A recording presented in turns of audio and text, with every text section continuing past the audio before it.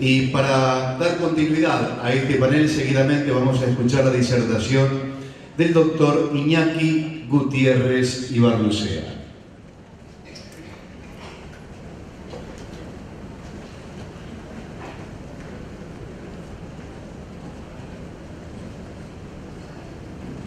Mientras pone la diapositiva, voy a aprovechar dos cositas.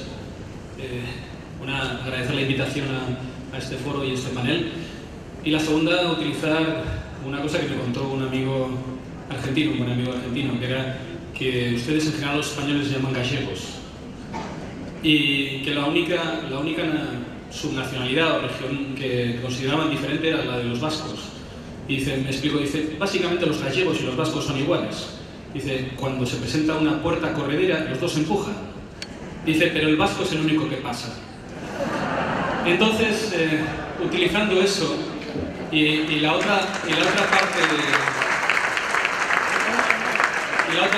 cuando venía desde el aeropuerto hacia acá, que iba leyendo La Razábal, o La Barría, o Yarzábal, etcétera, etcétera, digo, no sé si estoy en Argentina o estoy en el País Vasco. Así que, bueno, diciendo eso creo que me siento más cercano. La otra cosa que me tocaba era relacionada a lo que comentaba antes en la mañana Vicente Ortún. Yo fui atleta, bueno, de hecho, de vez en cuando suelo seguir siéndolo. Y era relacionado con Fosbury y la innovación. Habría que recordar que cuando saltó Fosbury en el 68 y fue espectacular, porque fue el que cambió las reglas, hizo trampas. Y les digo por qué hizo trampas. Porque hasta entonces, el que saltaba a altura, y yo saltaba a altura, no en aquella época, un poquito después, tenía que darse cuenta de dónde caía, porque no había colchonetas. Entonces era muy difícil hacer el estilo Fosbury, y creo que sin colchoneta no hubiera sido innovador Fosbury, porque caías en una arena. Y entonces, imagínense ustedes caer de 2,24, que es la altura que saltó Dick Fosbury, encima de un pilón de arena.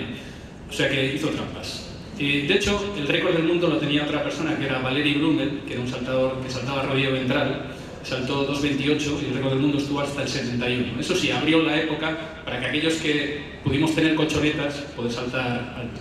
Bien, voy a lo que nos toca ahora, que es el ciclo de vida de las tecnologías y la desinversión. Y como también Vicente esta mañana ha dicho que los de Bilbao nacemos donde queremos, yo no soy de Bilbao, pero creo que los argentinos les pasa algo parecido, porque de hecho los argentinos dicen que Buenos Aires es el centro del mundo. Nosotros directamente ponemos el mapamundi de Bilbao, no el mapamundi del mundo. Bueno, la agenda de lo que voy a hablar es Osteo al servicio de evaluación de tecnologías de Euskadi, la evaluación de tecnologías sanitarias, cuáles serían los objetivos del ciclo de vida tecnológico, hablar de la desinversión, algunas experiencias internacionales, las experiencias de lengua castellana, el no caminamos solos, que también es un lema de fútbol. Ya sé que a usted le gusta muy el fútbol, probablemente uno de los equipos más queridos a nivel mundial es el Liverpool, y es muy gratificante ver a todo el campo cantando We Never Walk Alone. Entonces, bueno, que sepan que hay otra gente que ha hecho ya cosas por ustedes. Una experiencia práctica, y de hecho no va a ser finalmente una experiencia, sino van a ser dos, es posible hacerlo, y algunas cosas aprendidas y nuevos retos e iniciativas. Bien, ¿dónde estamos? No he puesto el mapamundi de Bilbao, pero nosotros nos encontramos aquí. Somos una comunidad pequeña dentro de la península ibérica, esa es la distribución, y estamos, a pesar de que nos dicen que, sobre todo en Europa, nos dicen, ustedes los mediterráneos, yo les digo, no, nosotros no somos mediterráneos, nosotros somos atlánticos, y de hecho nosotros tenemos más conexiones, por ejemplo, con Francia o con el Reino Unido que con cualquier otra región mediterránea. ¿De dónde venimos? Y son las tres preguntas básicas que nos hacemos, bueno, hay cuatro, que son de dónde venimos, a dónde vamos, cuál es el sentido de la vida. Me voy a quedar en de dónde venimos y a dónde vamos. Somos una comunidad pequeña, como decía, y yo que les voy a dar lecciones cuando la comunidad es más pequeña que la ciudad de Buenos Aires. Somos 2,1 millones de personas en un sitio reducido, 7.235 kilómetros cuadrados, con 2 lenguas oficiales, castellano y vasco. Y si les digo 3 palabras en vasco, seguramente me dirán que no tiene nada que ver con el castellano, es verdad. Arratsaldeon eta mila esker gonbidatzearren, que sería buenas tardes y gracias por invitarme. Como ven, es totalmente diferente. Alto nivel de autogobierno, de hecho tenemos un parlamento y un gobierno con capacidad legislativa y ejecutiva, que es lo que mucha gente no sabe, con educación, sanidad, seguridad y policía dentro de la comunidad. Alta autonomía fiscal y financiera, con una ley fiscal y poderes de administración y recolección de impuestos, que es la diferencia con la mayor parte de las comunidades en España, que nosotros recogemos los impuestos por nosotros. En España el índice de desarrollo humano, en el caso de España y para el País Vasco, es el índice de desarrollo humano más alto, teniendo en cuenta una serie de indicadores de bienestar, y es una de las regiones españolas más prósperas. Y de hecho la inversión en I+D+I del Producto Interior Bruto de Euskadi es más del 2%. Estaríamos a niveles parecidos a los países de más alto desarrollo en Europa. Y es una economía destinada fundamentalmente a la exportación. Más del 30% de la economía se basa en la industria. ¿Dónde venimos en el sistema sanitario? Bueno, es un sistema de cobertura universal financiado desde impuestos en un sistema Beveridge. Es gobernado por los principios de universalidad, equidad, solidaridad, calidad y participación, y tiene acceso libre a todos los residentes en el País Vasco. Y cuando digo todos los residentes del País Vasco, digo incluidos los refugiados y los migrantes. Es decir, cubrimos a todo aquel que está en un padrón en el País Vasco. Cada ciudadano tiene un profesional médico y de enfermería asignado, que es una entrada al sistema, y tenemos trabajadores sanitarios, más de 34.500, de los cuales 25.800 son trabajadores de staff y están todos pagados por la administración pública. Esto no pasa así. Tenemos, cuando decían también el problema y a lo que nos enfrentamos, y ayer, cuando hablaba en la charla de ayer, era tenemos que conocer el sistema sanitario, pues tenemos un sistema que bajo los parámetros de la economía sería totalmente insostenible, porque tenemos una esperanza de vida al nacer, la segunda en el mundo en mujeres, con 85,3 años de media, y la séptima en hombres, con 79 años. Bueno, ahora creo que estamos en 80,3. La tasa de nacimientos es 9,7, es una sociedad bastante mayor, con 21.000 nacimientos año, una mortalidad infantil del 4 por 1000, que es más baja que en el Reino Unido, Alemania o Dinamarca, como paradigmas, y una mortalidad materna cercana al 0. Estaríamos, creo que es el 0,2 por 1000. Las causas de mortalidad son similares a los países occidentales, tenemos una población envejecida, lo cual supone, bajo los parámetros de economía, un problema muy gordo, porque en 2020 se espera que más del 26% de los vascos tengan más de 65 años. Somos el primer lugar en trasplantes y donaciones a nivel mundial, con una tasa de donación del 45,8% por millón de habitantes y unas donaciones en los últimos 10 años de 40 por millón de habitantes. De donde venimos también somos fundamentalmente públicos. El 93% de la atención primaria es pública. Son trabajadores, los profesionales sanitarios, tanto de enfermería como de atención primaria, son trabajadores del Estado. Y el 70% de la hospitalaria.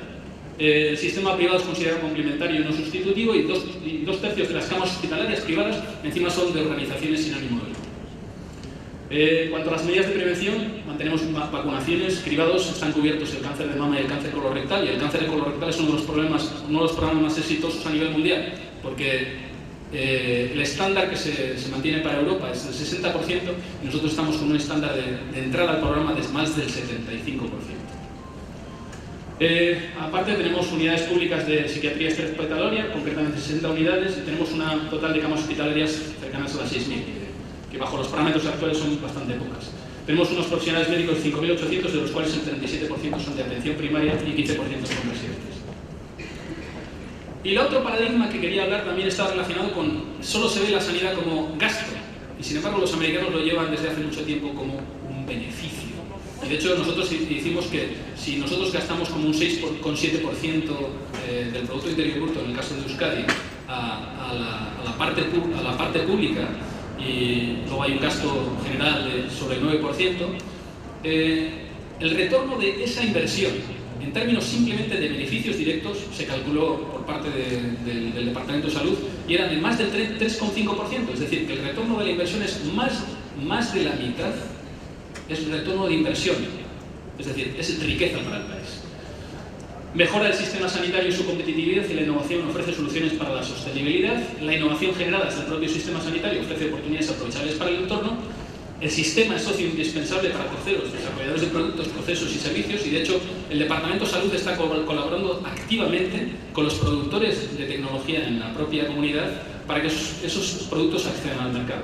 Y finalmente, la mejora de resultados en salud, y eso es lo importante, contribuye a la creación de riqueza y al desarrollo socioeconómico del país. Es decir, ese 3,5% de desarrollo directo podríamos multiplicarlo por 2, es decir, que la inversión del 7% probablemente genere un 9 o un 10% de beneficios en el Producto Interior Bruto. Y no lo veamos el sistema sanitario solo como gasto. podemos tener trabajadores que puedan mantenerse activos porque tienes un sistema sanitario eficaz. Pero eso no nos pasa así.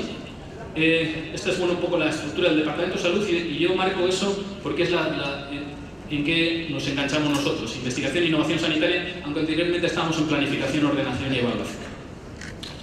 Aparte de ello, nosotros, como somos trabajadores públicos, trabajamos dentro de la Dirección de Investigación e Innovación Sanitaria, trabajamos coordinados y de manera bajo el mismo patrón con las fundaciones de investigación e innovación, con el Servicio Vasco de Salud, que es Osakidetza, aunque suena japonés, Osatek, que es el centro provisor de informes diagnósticos, y con Cronicune, que es el centro especializado en cronicidad.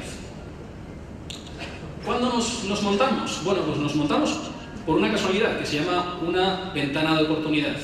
El que en aquel momento era el ministro de Salud, que luego fue el alcalde de Bilbao, que como era de Bilbao fue el mejor alcalde del mundo, y es cierto, en el 2012 fue considerado el mejor alcalde del mundo por la renovación de la ciudad, decidió traer una persona que había trabajado para la OMS y que después fue consejero de salud y ahora en estos momentos es uno de los consultores del equipo Obama y aparte también de la estrategia socialdemócrata en España, que es Rafael Bengoa. Pues en aquel momento Rafael Bengoa decidió, ¿y por qué no incorporamos la evaluación de tecnologías sanitarias? Y por eso se creó en 1992. Fuimos la quinta agencia mundial. Creamos una red de identificación de tecnologías nuevas y emergentes, y es cuando llegué yo, que fue en el 2000, y una red de identificación de tecnologías obsoletas en el 2007. Fuimos fundadores de INATA, Euskalgi, Naunets, etcétera, etcétera, y la pregunta es, ¿y cómo lo hicieron? Luego diré cuántos somos. Pero la pregunta de cómo lo hicieron es muy básica. Estábamos allí. Es decir, hubo una persona que en un momento determinado, cuando se generaron las redes, pasaba por allí y dijeron, oye, el vasco no puede colaborar. Y bueno, normalmente solemos decir que sí. Es la mala costumbre que tenemos. En 2004 se estableció el rol que jugaba el servicio a través de la Orden de Introducción de Tecnologías Sanitarias. Quiere decir que tuvimos un soporte legal. De tal manera que no solo formábamos parte de la estructura del Departamento de Salud, sino que se establecía claramente que cualquier nueva tecnología que se iba a incorporar en el Servicio Vasco de Salud pasaba por una evaluación, y la evaluación la iba a hacer posterior. Y luego fuimos promotores de los grupos de desinversión y de identificación temprana. Bien, vale. El marco legal, como decía, en 1992 fuimos incluidos en la estructura del Departamento de Salud, que sería lo que en estos momentos están haciendo en Argentina.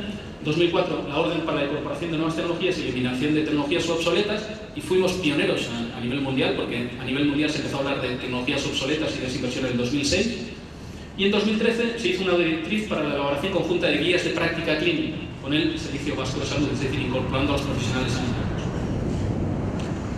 ¿Cómo trabajamos? Bueno, pues buscamos pruebas o datos científicos que analicen los resultados de salud, organizativos y económicos de cada tecnología, hacemos una revisión sistemática y a partir de información confusa o fragmentada estimamos un efecto en nuestra población. Es decir, hacemos una evaluación económica, análisis ético, encuestas, análisis organizativo, etcétera, etcétera, para facilitar la decisión. Pero, a diferencia de NICE, nosotros no somos obligatorios. Es decir, nosotros lo que hacemos es hacer recomendaciones para que el tomador de decisiones pueda, de manera libremente, hacerlas como estime oportuno. ¿Qué tipo de productos elaboramos? Pues elaboramos guías de práctica clínica, informes y fichas para la desinversión sanitaria de tecnologías de bajo valor, informes y fichas para inversión de tecnologías nuevas.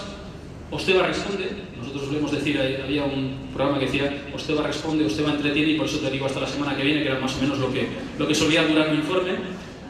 Y proyectos comisionados, es decir, proyectos que nosotros no tenemos capacidad suficiente porque no somos más que... Y ahora me dirán, ¿cuántos piensan que somos más de 100? ¿Cuántos piensan que somos más de 50? ¿Cuántos piensan que somos más de 20? ¿Cuántos piensan que somos más de 10? Bueno, somos 5. Bueno, somos 5 más 7 porque tenemos gente contratada con proyectos de investigación. Pero en realidad somos 12, una docena. Y finalmente elaboramos un boletín trimestral que desde hace 6 meses es un boletín electrónico. Y también nos hemos ocupado de hacer herramientas metodológicas que les paso a que las utilicen, porque esta es una herramienta que la estamos vendiendo muy bien, que es de fichas de lectura crítica y la verdad es que está teniendo bastante éxito. La identificación de tecnologías para ser evaluadas en el modelo vasco. Bueno, identificamos tecnologías por red de profesionales, es decir, trabajamos directamente con los profesionales sanitarios para que nos identifiquen tecnologías, porque nosotros podemos hacerlo por nuestra cuenta, pero es mucho mejor que ellos, que son los que van a interactuar con la tecnología, nos los identifiquen, y tenemos una red que se llama Sortec, que viene de Sortuta Cotecnología, o tecnologías emergentes. Tenemos un Consejo Vasco de Hospitales, que son los hospitales universitarios terciarios, que también nos identifican. La red Euroscan, de la cual formamos parte, y en este caso como parte del comité directivo, y cualquier profesional sanitario o gestor del Servicio Vasco de Salud, Osakidetza, nos puede identificar una tecnología. Una vez identificadas esas tecnologías, lo que hacemos es un proceso de filtración. ¿Para qué? Las propuestas son filtradas de acuerdo a una serie de criterios que en principio son no haber sido evaluadas anteriormente. Nos sorprende que todavía haya algún profesional que nos pide una tecnología y le decimos, no, el informe lo vamos a hacer en 2 días. Bueno, perdón, en 2 horas, perdón, en 2 minutos, porque damos al clic y le mandamos el email con el informe que ya está hecho. No suele ser lo habitual. Que puedan ser incluidas en el paquete de prestaciones en el Sistema Nacional de Salud, es decir, aquellas tecnologías que en principio tienen cobertura, por ejemplo, la cobertura odontológica no se cubre en el Sistema Nacional de Salud español, entonces no las evaluamos. Bajo el alcance de Osteva, es decir, tampoco nos dejan evaluar determinados fármacos, porque eso compete a la Agencia Española de Medicamento y Producto Sanitario. Y cuando la autorización regulatoria existe o cercana a recibirse, es decir, mientras haya autorización de la Agencia Europea del Medicamento o de la Agencia Española de Medicamento y Proceso Sanitario, en el caso de los dispositivos médicos cuando tienen un cuño CE o cuando tienen que recibir otro tipo de autorizaciones. Y además, cuando los argumentos son suficientes de que la propuesta requiere evaluación. Hay veces que es tan importante la ciencia y está tan establecido que no se requiere que nada se evalúe, porque ya la evidencia lo muestra de una manera clara.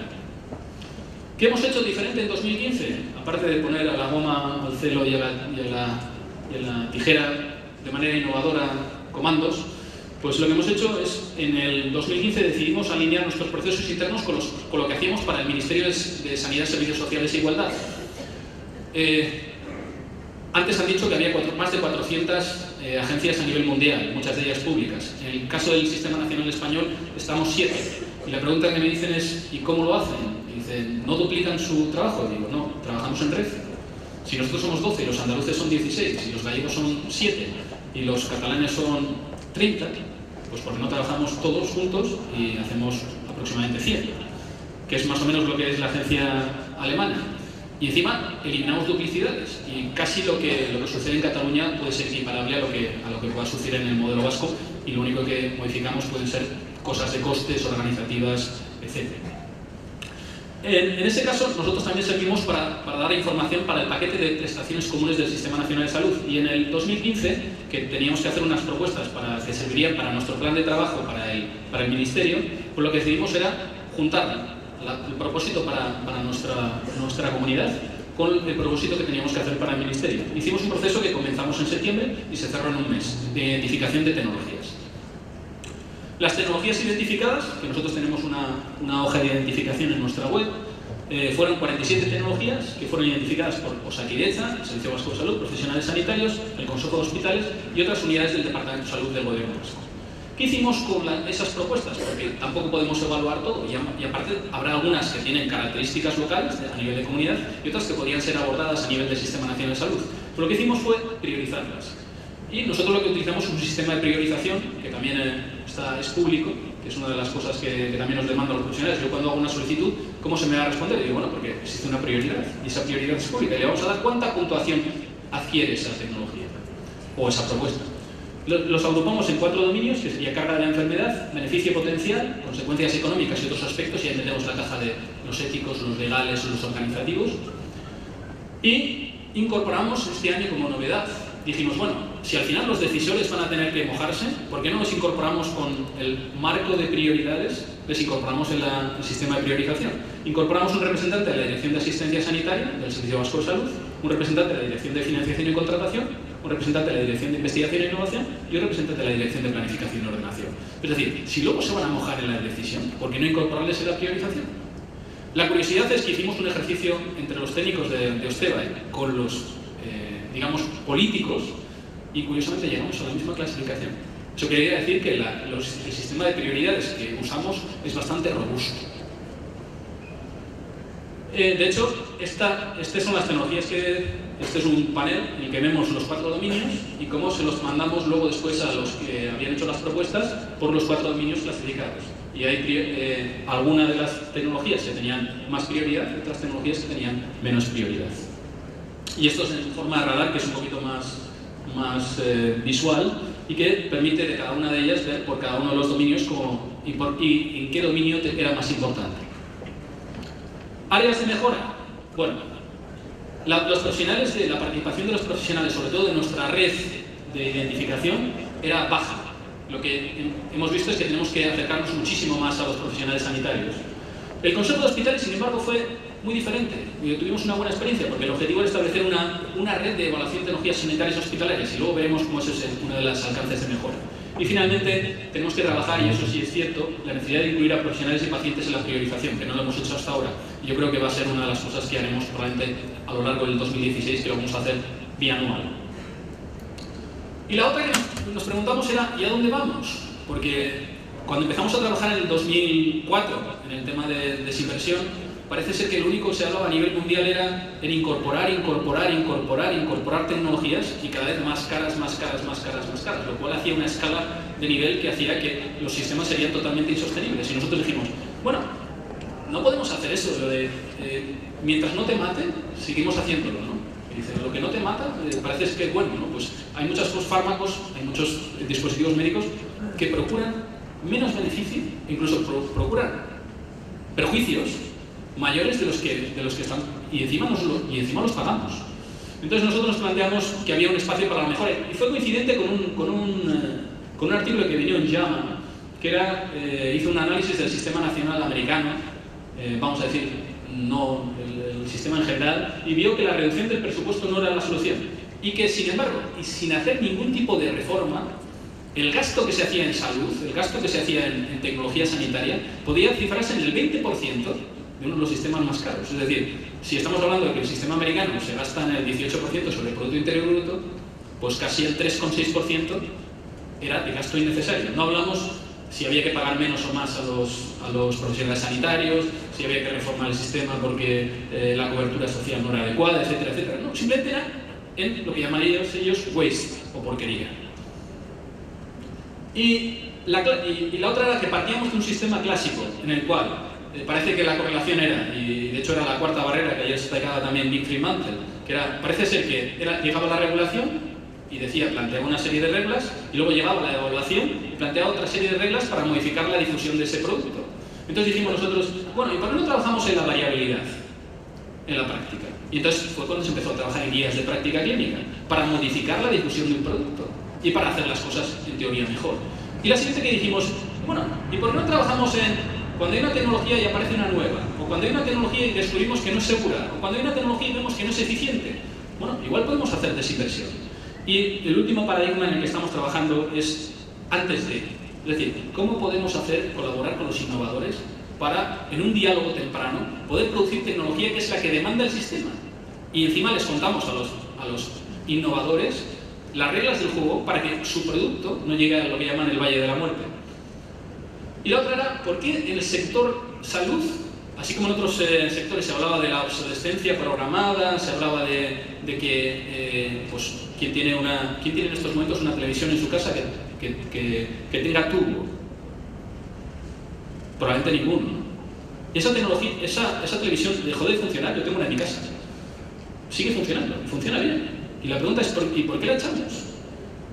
Bueno, porque ocupaba menos espacio, porque era más fancy, ¿no?, que dicen los ingleses. Pero la razón era, si sigue funcionando, ¿no?, y funciona bien, y total es para ver programas, la mayor parte de ellos no valen para nada. Entonces, ¿por qué no se planteaba en el sector salud el ciclo de vida tecnológico? Y nosotros planteamos trabajar en este esquema, en el que la evaluación de tecnologías sanitarias pudiera trabajar en el diálogo temprano, en la autorización del acceso al mercado, colaborando con las agencias regulatorias, en la inversión en sistemas de salud, que era lo que ya estábamos acostumbrados a hacer, pero en la reducción de la variabilidad y en la desinversión. ¿Cuál era el estado del arte? La introducción de innovaciones sigue un proceso complejo y eso lo sabemos. La regulación y el reembolso no estaban alineados y por eso probablemente Jaime Carva antes ha especificado que existe un desalineamiento entre la regulación y el reembolso que hace que, por ejemplo, la agencia alemana diga no a muchos productos, porque dice, en el esquema de los ensayos clínicos que se han facilitado no hay una comparación, por ejemplo, del nuevo producto frente al estándar de práctica. No sé por qué la Agencia Europea del Medicamento, por ejemplo, o la FDA, les exige a los productores comparar el nuevo producto frente a placebo. Y yo tengo que hacer una comparación indirecta, con lo cual para implicarme y tomarle y darle la información al decisor es un poco porquería, ¿no? Y luego, sí que es cierto que hay iniciativas que tratan de alinear esos procesos, pero la primera es los interesados no están involucrados en el proceso, sobre todo los profesionales sanitarios, los gestores, los políticos, los innovadores y los pacientes, y consecuentemente el proceso es ineficiente. La otra cosa que vimos eran las consecuencias principales. Los productos en general no están adaptados a las necesidades del mercado, del sistema sanitario, o a las necesidades del cliente final, el paciente. Hay una falta de conocimiento general de los innovadores sobre las reglas del juego. Hay una demanda creciente de estudios clínicos por parte de los organismos reembolsadores porque se necesitan comparaciones directas. Yo quiero saber cuánto de bueno es este producto frente a lo que estamos haciendo hasta ahora. Y la mayor parte de los ensayos que estamos haciendo son comparaciones entre el producto nuevo y placebo. ¿Y por qué? Yo no quiero ver a ver si este llega al 18% y este llega al 16%, y entonces por la cuenta de la vieja yo digo que este es mejor en un 2%. No, compárenmelos entre ellos. Y sobre todo en pacientes que claramente me sirven en mi sistema. No, como decía ayer Vicente Artún, dice, no en aquellos que eran del centro de alto rendimiento. Dice, ¿cómo encontramos un paciente con 5 carreras que encima ha corrido el maratón de Hawái y ha hecho el Ironman? Y esos son los que entran en los ensayos muchas veces. Y luego, el retorno de la inversión de fondos públicos y privados es bajo y la imposibilidad para afrontar los requerimientos por parte de muchas pymes. Muchas pymes tienen que estar esperando a ver si su producto es muy bueno, para que lleguen una alta compañía farmacéutica de dispositivos médicos y les compre la compañía. Porque si no, no llegan a poder cubrir los gastos de un ensayo clínico que son exigibles para entrar en el sistema sanitario. Bien, la otra es, ¿compramos lo que debiéramos de comprar? Si hacemos un análisis de las tecnologías autorizadas en el mercado, la mayor parte de ellas no han hecho un análisis organizativo, ni un análisis ético, ni un análisis legal, ni un análisis social, ni un análisis cultural. Podría ponerle un montón de ejemplos de tecnologías que son un desastre porque no han cubierto y no están relacionadas con el contexto en el que quieren aplicarse. Y la otra es, ¿usamos lo que debiéramos de usar? Hay una baja evaluación de la efectividad, hay mucha evaluación de la eficacia con ensayos clínicos, una baja evaluación de la efectividad, es decir, cuál es el resultado en salud real, que es lo que nos importa a los sistemas sanitarios. Es decir, yo estoy comprando algo y teóricamente consigo un 20% de beneficio. Dicen, no, cuando voy al sistema sanitario no llego a ni al 5% de beneficio.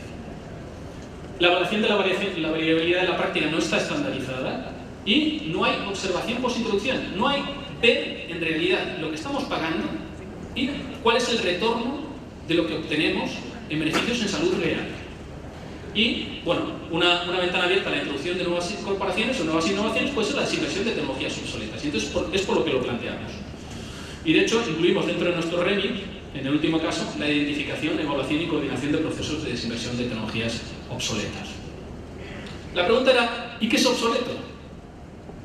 Bueno, pues algunos decían, pues no admisible por seguridad, eso es claramente. O sea, cuando nos llega un warning de la FDA o de la Agencia Europea del Medicamento o la agencia que sea en Argentina y decimos esta tecnología, este fármaco no es seguro, es una escandalera y aparte se elimina directamente del sistema.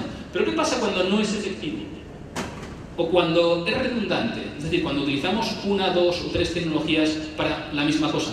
Y eso, aquellos que hayan trabajado en los hospitales lo sabrán con cuántas veces los residentes utilizan 3 o 4 pruebas de diagnósticas por imagen, cuando un profesional establecido puede utilizar 1 o como mucho 2.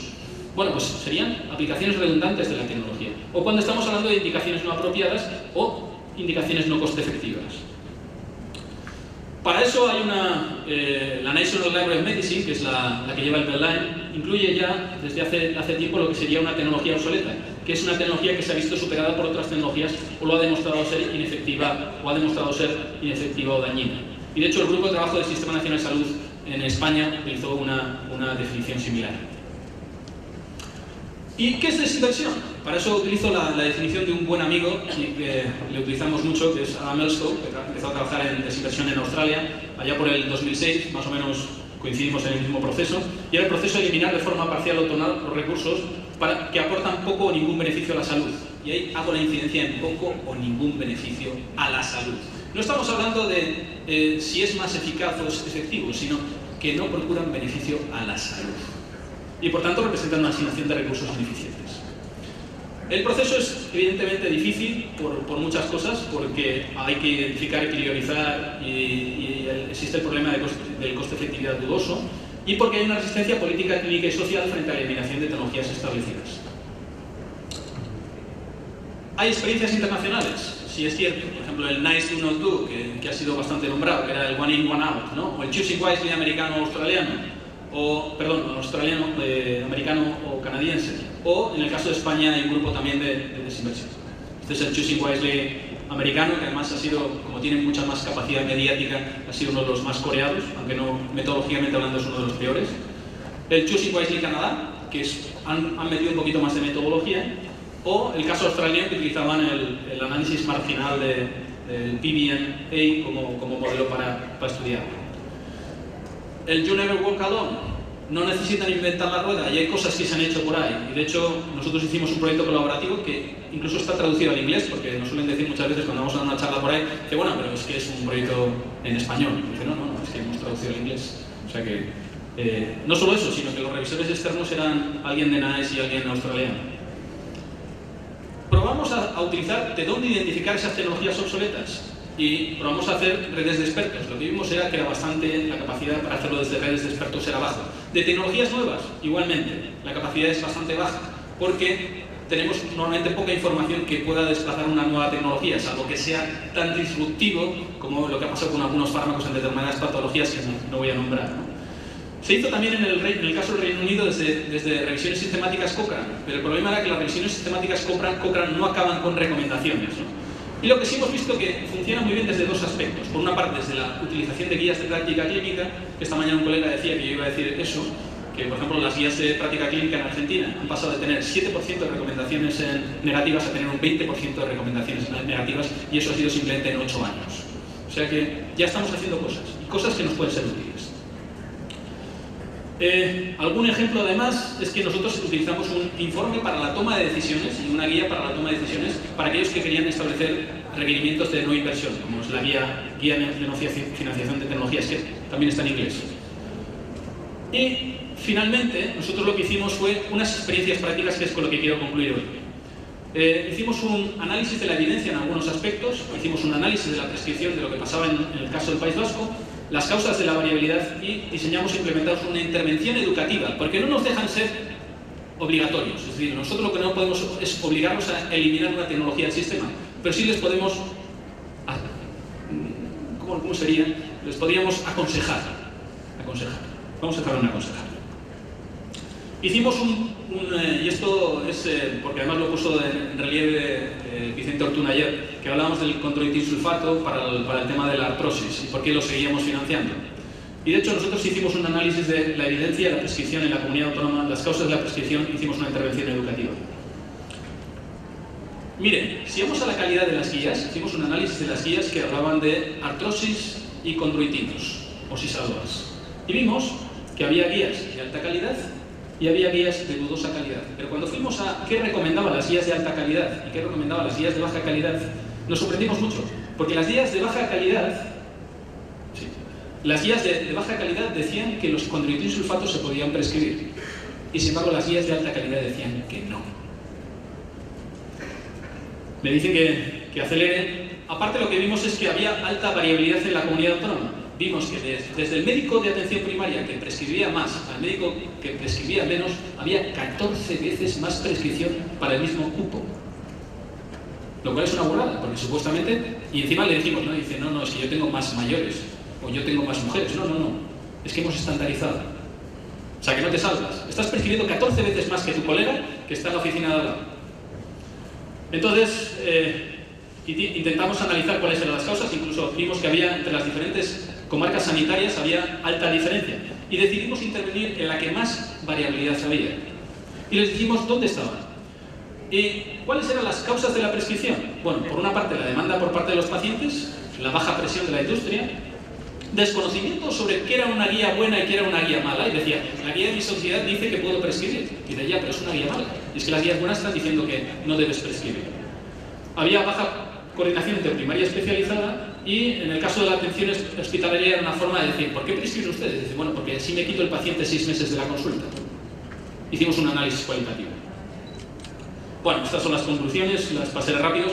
Hicimos algo parecido en el caso de osteoporosis y vimos que haciendo la intervención educativa conseguíamos modificar que los tratamientos correctamente prescritos pasaban de ser un 57% a ser el 74% según la evidencia. Aquellas mujeres que estaban tratadas de esa pasaron de ser el 75% a ser el 64%. Y no tratadas con diagnóstico de osteoporosis pasaron de ser el 15% a un 6%. Es decir, se hacían las cosas mejor. Pero lo sorprendente no fue eso. No era que se hacían las cosas mejor, sino que modificaron la pauta tanto los médicos de familia como los reumatólogos, no los traumatólogos, y los ginecólogos.